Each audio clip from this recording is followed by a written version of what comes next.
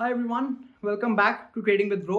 मेरा नाम है असीम सिंघल और आज मैं आपके साथ डिस्कस करने वाला एक बहुत ही यूनिक स्ट्रैटेजी जिसका नाम है ऑप्शन व्हील्स स्ट्रैटेजी। इस स्ट्रैटेजी को यूज करके मैं कोई भी स्टॉक अपने मनपसंद दाम पे खरीद सकता हूं। मतलब अगर कोई स्टॉक 100 रुपए का चल रहा है और मेरा मन कर रहा है कि मैं उसको 90 पे खरीदना चाहता हूं, तो मैं उसको 90 पे खरीद सकता हूं। और उसके बाद अगर मेरा मन कर रहा है कि मैं उसको 110 पे सेल कर दूं, तो मैं वो भी कर सकता हूं। बट इसमें मैं ऑप्शंस को यूज करने वाला हूं और इसका पूरा तरीका होता है। इसमें हम पुट्स को भी सेल करते हैं, कॉल्स को भी सेल करते हैं। पूरा रूल बेस्ड सिस्टम है। तो मैं आपको काफी एग्जांपल दिखाऊंगा कि कैसे करी जाती है। बट एज यूजुअल आगे बढ़ने से पहले make sure that you smash that like button and subscribe to our channel. तो चलिए शुरू करते हैं आज की वीडियो। जैसे हमने बात करी, जो ऑप्शन व्हील स्ट्रैटेजी बहुत ही पॉपुलर स्ट्रैटेजी है और इसमें हम किसी भी स्टॉक को अपने मनपसंद दाम पे खरीदने की कोशिश करते हैं। और अगर उस दाम तक नहीं आता है स्टॉक, तब भी हम जो प्रीमियम डीके का फायदा है वो लेने की कोशिश करते हैं। इसमें तीन पार्ट रहते हैं। पहला पार्ट रहता है पुट ऑप्शन सेलिंग, दूसरा पार्ट रहता है जो हमारा स्टॉक है उसको परचेस करना, और तीसरा पार्ट रहता है जो कॉल को हम सेल करते हैं। तो आइए मैं आपको इसका पूरा रूल्स बताता हूं ऑन दी लैपटॉप और फिर कुछ एग्जांपल्स भी देखेंगे। तो ये स्ट्रैटेजी आप स्टॉक्स पर भी कर सकते हैं और अगर आप चाहें तो इंडेक्स पर भी कर सकते हैं। उसमें आपको निफ्टी 20 को बाय करना पड़ेगा। बट अभी हम कोई स्टॉक का एग्जांपल देख लेंगे, तो इसमें मैं आपको पहले स्टेप्स बताता हूं। मान लीजिए आप रिलायंस की बात करते हैं, तो let's look at Reliance first. मैं यहाँ पे रिलायंस का चार्ट लगा देता हूँ एंड जो रिलायंस का इस समय प्राइस है करीब वो 2314 का है। और ये यूजुअली आप जो स्ट्रैटेजी है ये आप एक्सपायरी वाले दिन, मतलब जो फर्स्ट डे होता है फ्राइडे को, वो आप शुरू कर सकते हैं। तो हम उस दिन स्ट्रैटेजी को स्टार्ट करेंगे एंड लेट्स से उस दिन, या फिर आज के एग्जांपल देख लेते हैं। आज का जो प्राइस है वो 2314 का है। अब मैं चाहता हूं कि मैं जो रिलायंस इंडस्ट्रीज है मुझे उसमें काफी भरोसा है और मैं इसको लॉन्ग टर्म के पर्सपेक्टिव से बाय करना चाहता हूं।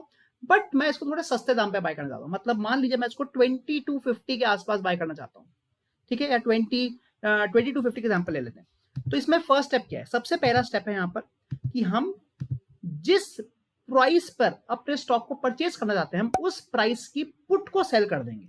तो पहली चीज है पुट सेलिंग। जैसे मैंने यहां लिखा है, सबसे पहले हम पुट्स को सेल करेंगे एंड ये जिस प्राइस पे हम परचेज करना चाहते हैं स्टॉक को, उस प्राइस पर ही सेल करेंगे। तो अगर हम रिलायंस की बात कर रहे हैं यहाँ पे, तो लेट्स से कि हम 2260 की पुट को सेल करना चाहते हैं, बिकॉज इतनी भी सस्ती पुट नहीं होनी चाहिए कि हमारे कुछ प्रीमियम ही नहीं मिले।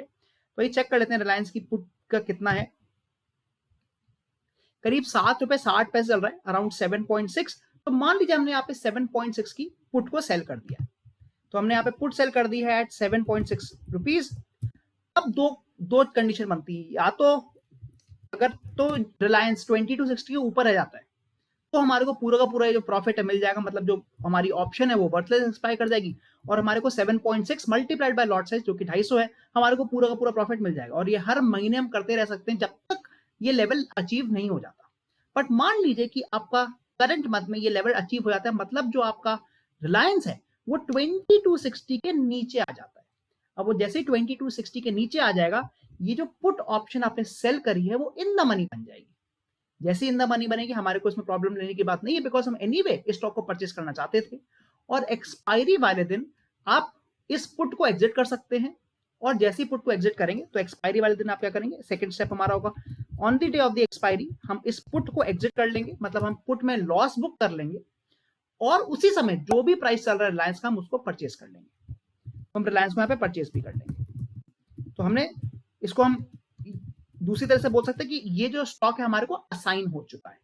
So that's the first step, जहां पर हमने पुट सेल करने के बाद अपने स्टॉक को अपने मनपसंद दाम पे खरीद लिया है। और अब हमारे पास जो रिलायंस को खरीदा गया है वो 2260 पे हमारे पास एंट्री मिल चुकी है। हमारे मेरे को प्रॉफिट मिला ऑलरेडी, कुछ हो चुका है पिछले, क्योंकि कुछ पिछले महीनों में मेरे को प्रॉफिट आया होगा जब वो पुट वर्थलेस एक्सपायर कर रही होगी। और फाइनली 3-4 महीने बाद जब ये नीचे गिर गया, तो मेरे को पुट में जो जितना लॉस हुआ वो मेरे को ऑलमोस्ट उतना ही प्रॉफिट मेरे को रिलायंस के स्टॉक में हो गया। तो मेरे को पुट में भी उतना ज्यादा लॉस नहीं हुआ है। अब हम बात करते हैं कि जब मेरी एक बार एंट्री आ चुकी है, जब मेरी एंट्री आ चुकी है, अब मेरे को कितना लग रहा है कि रिलायंस कितना ऊपर जा सकता है और मैं कितने प्राइस पे इसको एग्जिट लेना चाहता हूँ। मान लीजिए मुझे लगता है कि जैसे ये 2300 का चले जाएगा, मुझे इसमें एग्जिट लेनी है। तो मैं थर्ड स्टेप क्या करूंगा, मैं 2300 की अब कॉल को सेल कर दूंगा। तो 2300 की कॉल को सेल कर देंगे। आइए चेक कर लेते हैं। इस समय मान लीजिए उस समय जो भी प्राइस था, but let's see today's price कि 2300 की कॉल का क्या प्राइस चल रहा है। और ये 41 का चल रहा है। ऑब्वियसली 41 का नहीं चल रहा होगा, बिकॉज उस समय out of the money call होगी। तो out of the money call को हम यूजुअली सेल करेंगे। तो जो भी आपकी कॉल है, लेट्स से 40 या जो भी रुपीज की है, आपने उतने रुपए की कॉल को सेल कर दिया। अब अगेन दो कंडीशन बनती है, दो सिनेरियोस बनते हैं। अगर तो रिलायंस नीचे गिर जाता है तो कुछ नहीं होता, हमारी एक कॉल वर्थलेस एक्सपायर कर जाएगी, हमारे को पूरा का पूरा प्रीमियम मिल जाएगा और एक तरह से ये आपकी कैश सिक्योर्ड कॉल हो गई या कवर्ड कॉल स्ट्रैटेजी बन गई और आपको जब तक नीचे गिरते आ रहा है रिलायंस, आपको इसमें से प्रॉफिट आता रहेगा और आप हर महीने आप जो लेवल है उसको चेंज करते आएंगे और आप उसको सेल करते आएंगे to make profit from the call. But अब मानते हैं कि रिलायंस ऊपर जाना शुरू हो जाता है, तो जैसे ही रिलायंस ऊपर जाना शुरू हो जाएगा, जैसे ही 2300 को टच करता है, जैसे ही 2300 को टच करता है, आपको रिलायंस में प्रॉफिट आ गया होगा बिकॉज रिलायंस मान लीजिए 20 to 60 का है तो 42 पॉइंट्स की तो उसने ऑलरेडी मूवमेंट दे दी, तो हमारे को रिलायंस में तो प्रॉफिट आना शुरू हो गया। और जो 2300 कॉल है जैसे ही वो इन द मनी बन जाएगी तो हमारे को थोड़ा बहुत लॉस हो रहा होगा, बट जितना भी लॉस हो रहा होगा उतना हमारे को एक्स्ट्रा प्रॉफिट हो रहा होगा रिलायंस में। मतलब हम वापस इसमें जो कॉल है उसको एग्जिट ले लेंगे on the day of the expiry, तो हम कॉल से एग्जिट ले लेंगे on the day of the expiry और उसी समय हम जो हमने रिलायंस के स्टॉक को परचेज किया था उसमें से भी हम उनको सेल कर देंगे। और ये आप बार बार कर सकते हैं, मतलब बार बार out of the money put को आप सेल कर सकते हैं, जैसे ही इन द मनी बनेगा तो हमारे को रिलायंस के स्टॉक मिल जाएंगे और फिर out of the money call को आप सेल कर सकते हैं, जैसे ही वो इन द मनी बन जाएगा तो हम अपने रिलायंस को जो हमने शेयर खरीदे थे उनको एग्जिट कर सकते हैं। तो ऐसे करके हम बार बार एंट्री एग्जिट करते रहेंगे और इसमें हम जो कॉल और पुट के जो प्रीमियम है उसका डिके का फायदा उठाते रहेंगे। तो ये तो हो गई ऑप्शन, जो नॉर्मल व्हील ऑप्शन स्ट्रैटेजी है, बट मैं आपको थोड़ा बहुत इसका एक और बेटर तरीका बताने वाला हूं कि कैसे आप इस स्ट्रैटेजी को और भी थोड़ा बेटर कर सकते हैं। तो यहां पर मैंने एक पूरा फ्लो चार्ट दिखाया है। तो हमने शुरुआत करी स्टेप नंबर 1 जहां पर मैंने दिखाया कि हमने पुट को सेल किया। अब दो चांस है, या तो अगर स्टॉक ऊपर जाएगा तो ऑब्वियसली हम लोग को जो पुट है वो एक्सपायर वर्थलेस कर जाएगी, मतलब हमारे को जितना हमने प्रीमियम दिया है वो मतलब लिया है वो हमारे को पूरा मिल जाएगा, मतलब प्रॉफिट हो जाएगा और उस समय हम फिर से अगले महीने फिर से एक और पुट को हम सेल कर देंगे। बट इन केस अगर स्टॉक नीचे गिर जाता है तो हम लोग को जो पुट है हम उसको असाइन कर लेंगे, मतलब हम अपने स्टॉक को परचेज कर लेंगे। तो यहां पर मेरा नीचे गिर गया तब मुझे सस्ते दाम पर प्राइस स्टॉक मिल गया, ऊपर गया तो मेरे को प्रीमियम से फायदा हो गया। अब यहां पर मैं स्ट्रैडल को सेल कर दूंगा, मतलब मैं एट द मनी कॉल और एट द मनी पुट को सेल कर दूंगा। अब जैसे ही ऊपर करता हूं, अगर तो स्टॉक ऊपर चले आता है, अगर तो स्टॉक ऊपर चले आता है तो जो मेरे को पुट में जो मैंने स्ट्रैडल सेल किया था पुट का मुझे प्रीमियम पूरा का पूरा मिल जाएगा, उसमें मुझे पूरा प्रॉफिट मिल जाएगा। और जो कॉल है उसमें मैं असाइन हो जाऊंगा, मतलब जो मैंने अपने स्टॉक खरीदे थे उसको मैं बेच दूंगा और मुझे जो भी कॉल का प्रीमियम है वो भी पूरा का पूरा मिल जाएगा। मतलब मेरे को यहाँ पे नेट जो प्रॉफिट होगा 3 प्रीमियम्स का होगा, जैसे मैंने लिखा है 3 टाइम्स प्रीमियम। पहला प्रीमियम जो फर्स्ट लेग का था और सेकंड प्रीमियम जो सेल्स ट्रैवल का था, और मैं मेरे स्टॉक खत्म हो चुके हैं और मैं वापस अपनी स्ट्रैटेजी स्टेप नंबर 1 से शुरू कर सकता हूँ। बट अगर ये नीचे गिरता है मतलब मेरे को कॉल में तो प्रॉफिट हो जाएगा, बट मेरे को पुट की वजह से मेरे को फिर से एक और बार स्टॉक खरीदना पड़ेगा। मतलब मेरे पास अब 2 स्टॉक हो चुके हैं, मेरे पास 2 लॉट के स्टॉक हो चुके हैं और मेरे को जो टोटल प्रीमियम अभी तक मिला है वो मेरे को 3 प्रीमियम मिल चुके हैं, एक 2 पुट्स के और एक कॉल्स के। फिर हम स्टेप नंबर 3 में जाएंगे, इस बार मैं केवल और केवल कॉल्स को ही सेल करूंगा।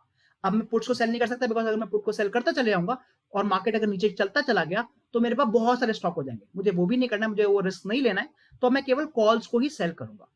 अब अगर तो मार्केट नीचे आ रहा है तो मुझे बार बार वो कॉल्स का प्रीमियम मिलता चलेगा और मैं कॉल्स को सेल करता चले जाऊंगा और मेरे को प्रॉफिट होता जाएगा। बट इन केस ये स्टॉक ऊपर जाता है फाइनली, तो मेरे को जो कॉल है मैं उसमें से एग्जिट ले लूंगा और उसका मैं प्रॉफिट निकाल लूंगा और जो मैंने स्टॉक खरीदे हुए थे उनको बेच दूंगा। तो इस तरीके से आप देख सकते हैं कि स्ट्रैटेजी कैसे काम करती है। इसको हम पूरी की पूरी ऑप्शन व्हील स्ट्रैटेजी बोलते हैं बिकॉज में पुट और कॉल्स को के मदद से बार बार एंट्री एग्जिट लेते रहते हैं। बट जैसे कि हर स्ट्रैटेजी कुछ ना कुछ इसमें रिस्क भी होता है, तो इसके मैं 2 आपको रिस्क भी बता दूं। पहली चीज तो ये कि आपको इस स्ट्रैटेजी के लिए आपको कैपिटल थोड़ा ज्यादा चाहिए होगा, बिकॉज हम ये बात कर रहे हैं, अगर हम रिलायंस के एग्जांपल लेते हैं तो पहली चीज तो आपने पुट को सेल किया, तो आपके पुट सेलिंग का जो आपका टोटल प्रीमियम है मान लीजिए 1.5 लाख का है, तो आपके पास 1.5 लाख तो पुट सेलिंग का प्रीमियम होना चाहिए। और अगर नीचे जाता है और आपने जब आप स्टॉक को खरीदेंगे मान लीजिए 20 to 60 पे, तो जो आपके पास टोटल स्टॉक परचेज करने का प्रीमियम होना चाहिए वो होना चाहिए 20 to 60 मल्टीप्लाई बाय 250 जो कि लॉट साइज है, मतलब करीब 5.6 लाख रुपीस। तो मैं मोटा मोटी देखूं अगर तो 6 से 7 लाख रुपए की हमारे पास टोटल अमाउंट होना चाहिए, अराउंड 7 लाख रुपीस, तब भी हम इस स्ट्रैटेजी को रन कर पाएंगे प्रॉपरली और एक लंबे समय तक हम कर पाएंगे अगर हम एक स्टॉक की बात कर रहे हैं। तो पहला इसका ड्रॉडाउन तो ये हो गया। और दूसरा ड्रॉडाउन है कि अगर स्टॉक नीचे गिरता चले आता है, तो सेकंड ड्रॉडाउन है कि अगर स्टॉक कीप्स फॉलिंग, तो ऑब्वियसली कि हम लोग के पास जो पुट है वो तो पहली बार तो हमारे को स्टॉक असाइन हो गया, बट जो कॉल है वो बहुत जल्दी जल्दी नीचे गिरती आएगी, तो हमारे को प्रीमियम बहुत छोटे छोटे मिलने शुरू हो जाएंगे और जो स्टॉक है हमारे को उसमें भी लॉस होना शुरू हो जाएगा। तो अगर एक बियरिश ट्रेंड चल रहा है मार्केट में, या फिर अगर हम कोई पेनी स्टॉक्स लेते हैं जो बहुत तेजी से मूवमेंट करते हैं, या फिर जो स्ट्रॉन्ग स्टॉक्स नहीं है, तो उस समय ये स्ट्रैटेजी काम प्रॉब्लम नहीं करेगी, बिकॉज अगर स्टॉक नीचे गिर जाता है बहुत तेजी से 15-20-30%, तो इस स्ट्रैटेजी में हमारे को लॉस हो जाएगा। तो दूसरा ये हमारे को एक संभाल के ट्रेड करना है स्ट्रैटेजी को। एंड द थर्ड पार्ट कि अगर जो स्टॉक आप खरीदना चाह रहे हो, लेट्स से रिलायंस, और वो रिलायंस तेजी से ऊपर चला जाता है, मतलब जिस दिन आपने सोचा कि मुझे अब स्टॉक खरीदना है, जैसे आज का हमने एग्जांपल लिया था कि 2314 का है, बट मैं 20-60 पे बाय करना चाहता हूं, बट ये स्टॉक 20-60 पे आ ही नहीं रहा और ये तेजी से ऊपर चलते चला रहा है, तो हो सकता है कि हम एक रैली को मिस कर दें, क्योंकि हम यहाँ पर पुट्स में तो प्रॉफिट निकाल लेंगे, क्योंकि जो हमने पुट्स का प्रीमियम निकाला है वो तो प्रॉफिट निकाल लेंगे, बट जो रैली है वो हमारी मिस हो जाएगी, तो वो भी हमारा एक तरह का अपॉर्चुनिटी कॉस्ट बन सकती है। तो ये 3 चीजें आपको सोच कर स्ट्रैटेजी करना पड़ेगा। बट अगर आप कोई भी स्टॉक ऐसा चूज करते हैं जो मॉडरेटली बुलिश है और या फिर थोड़ा साइडवेज रहता है, उसमें ये स्ट्रैटेजी बहुत अच्छे से काम कर सकती है। तो कैसी लगी आपको आज की स्ट्रैटेजी? हमने देखा कि अगर हम ऑप्शन व्हील स्ट्रैटेजी यूज करते हैं तो हम सस्ते दाम पे स्टॉक को खरीद भी सकते हैं, प्रीमियम डिके का फायदा भी उठा सकते हैं, और जैसे ही वो स्टॉक अच्छा खासा ऊपर चले आता है उसमें से हम एग्जिट लेकर बहुत अच्छा प्रॉफिट निकाल सकते हैं। अगर आपको आज की स्ट्रैटेजी पसंद आई है, make sure that you like this video. इस स्ट्रैटेजी के बारे में कमेंट जरूर करें एंड सब्सक्राइब टू चैनल, और मैं मिलता हूं आपको अगली बार। Thank you.